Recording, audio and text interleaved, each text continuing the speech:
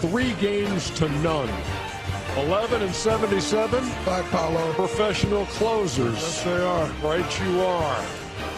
Y'all better hey, listen, don't try to act like Ginobili! I love it when the NBA players weigh in on this. That's what I love. The only bad thing about it, they just want to get on Stan Van Gundy's back. What? You know, he's talking about they're the best offensive. I said, man, I don't know about Stephen Clay's in that conversation. Stephen Clay's in it. They in the conversation. I told him. Goodrich and then Jerry West. But I told him today. Michael and anybody. Those are the three. And I said Walt Frazier. Oh, Walt Frazier and Monroe. But Stan's the only one who was around then. No, I was like Derek Fisher, Kobe Bryant. I was around too. I'm sorry, Ernie. That was right in my heyday. Welcome, everybody, to Inside the NBA. It's presented by Kia. Dallas on top, 3-0, 116-107, your final score. We expect to be joined by Daniel Gafford in just a bit as Dallas on top. And Welcome back, everybody. It's me, WJ, on our channel, One Life, Many Seasons. Almost forgot the mic there. Anyway. So good to see you. Thanks for stopping by. Well, everyone that knows me and those who don't, you will know that I am a basketball junkie. So I'm just going to get right into this. I've been following the playoffs. I had to just catch this. I caught the game, and I just had to give my own little 2 cents, or maybe nothing. I don't know. I may not have anything because everything's going to speak for itself. But here's Inside the NBA, covered by, the standard Ernie, Shaq, Kenny, Charles. And obviously they have seasonal, I call him seasonal, Draymond Green, who plays for the Warriors, still active. So, yeah, Game 3 Western Conference Finals of the playoffs. I'm stunned. But then, maybe not. I didn't expect the MAVS to be up 3-0, but after the first game and more so the second game, now I am not surprised. But let's just watch and see what's going on here. A win away from going back to the NBA Finals for the first time since they won it in 2011. Let's look at a key stretch with the game tied at 104 in the fourth quarter. Again, another one of these clutch games between these two. And P.J. Washington loves that corner three and buries it. You know, that's the difference. Go ahead, Shaq. That's his spot. You know, guys like that, others like that like to play well at home. And like you said, Ernie, that's his spot. Go ahead, Chuck. I just think they're going to get the shot they want every time. You saw Luka connect. Yeah. Anytime you get easy shots, Kyrie. It's just easy. And now, great block by Gafford there. He is so pumped up. And then, wait till you see this. Ernie, let me tell you something. I know exactly how you feel. When I got out of jail that weekend, that was the best weekend. I said, thank God. He got out of Washington and came here, and he in heaven now. I know exactly how I feel to get out of jail. It was a long weekend, Shaq. Stop it, Chuck. How do they keep on doing it? Kenny, how does, I guess, the easy thing is you've got Dennis Eckersley and Mariano Rivera as they said at the table. It's too many. Well, Rafael Nogueiro. It's too many options down the stretch. When you have those two guys, you have to be at a point where you're up 8 to 10 points, because you can key in on Ant-Man and force him to give the ball up. But Kyrie Irving started the fourth quarter with 19 points, ended with 33. Luka ended with 33, started the quarter with, I think, 26. So these guys, they get their shot. So what you need to be is where you want them to take rush shots. So when they're up, you're up 8 or 10, they might take bad shots.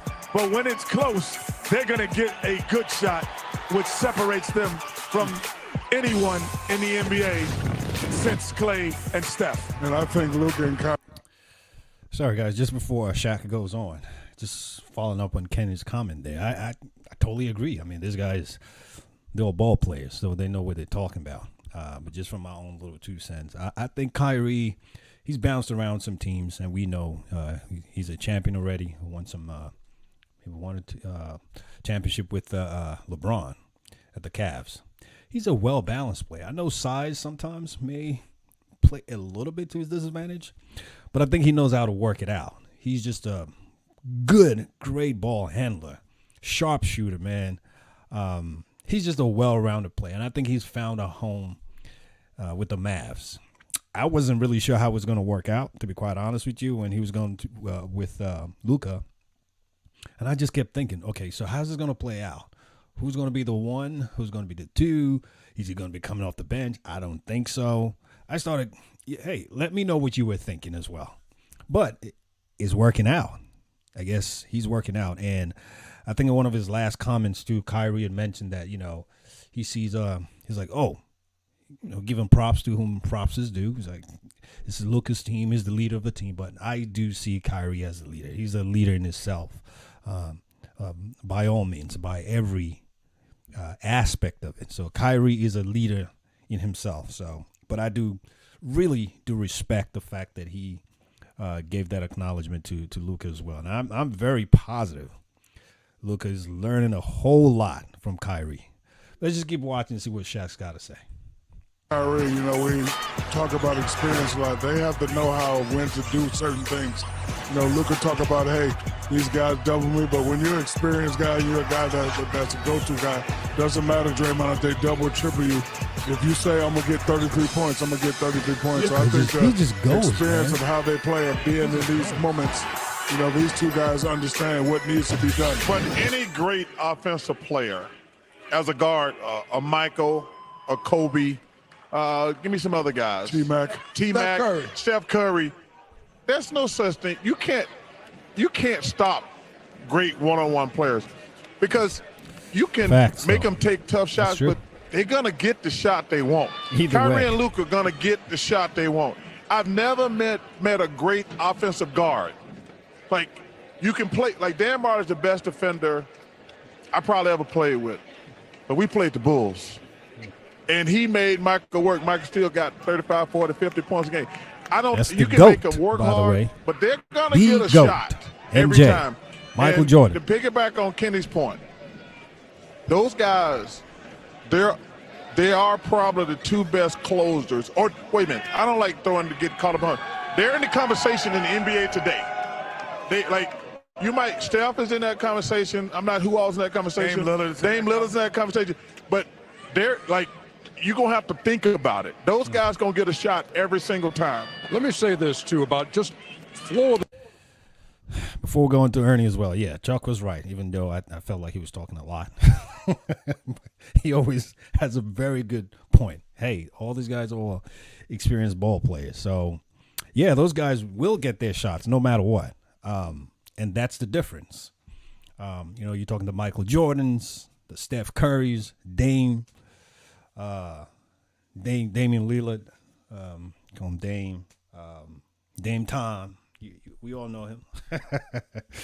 Those guys, Luka, even Kyrie, they will get their shots. You can make it a lot challenging for them. You can make it more difficult, but they'll still get it. And that's what makes a difference between a great player and just a good player. But I totally agree.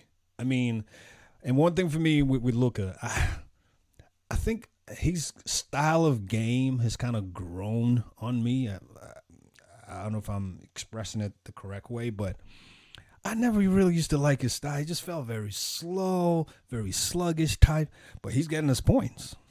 I just didn't like it. I didn't feel like, he would fit on like a Warriors team. Obviously, that's probably why he's not on the Warriors team, but you understand what I'm saying, like a fast pace. And I think that's his style is not what the T-Wolves are used to. If T-Wolves played, say, like the Warriors, I think it would have been very explosive. But the Warriors probably will be an easier team for the Warriors for the T-Wolves to read and understand. But the Mavs player have a different style of game, and Luka's game is not the typical game. So I think that kind of threw them off. Like I said, I didn't expect them to be 3-0. But after the first game, I am not shocked that the Mavs are up 3-0, 3-0.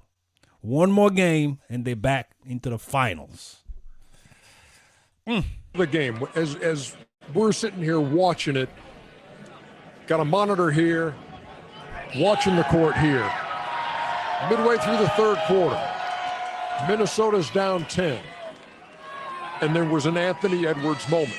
I mean, you could feel it in this building. You could see it on the Minnesota bench and on their behavior on the floor, that it was a potential one of those moments that was going to jumpstart this team when they had to have it. And that was the moment.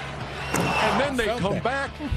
They put a 15-3 run on them. They're up by 2. It's tied going to the fourth. But that's when, that's when the closers took over. I'm gonna just tell you this, Ernie. You can ask Cat. Me and Draymond were sitting together. I never thought the Mavs were gonna lose that. Well, game. you were the only 2 out of the 19,000 they had. They thought it was. I never thought the Mavs were gonna lose that game. Never thought they were gonna lose it. Like I thought, hey, Minnesota played that. Well, Ant played this behind off, but I never thought the Mavs were going to lose that game. Well, I think also, as I think Gafford is coming over here, Ernie, but I think the one thing that you did see is Minnesota took not great shots. And as we bring in Gafford, I think it's more important to talk to him. That is so true. I think Ernie really summarized it there. They didn't take down the stretch. They didn't take Minnesota, that is, T-Wolves. They didn't take great shots. But I don't know how they shut him down. They shut Anthony Edwards down. To me, when talking about Michael Jordan, up-and-coming Michael Jordan, I put Anthony Edwards. I really like the guy. I think he's very explosive, very hungry. I see a lot of the feisty,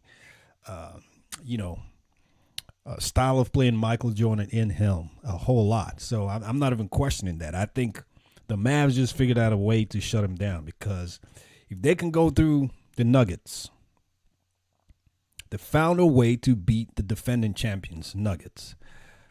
Honestly, I didn't think the Mavs were going to be a problem for them, because I felt like size-wise, again, this is my thinking, size-wise, I felt like the T-Wolves had size.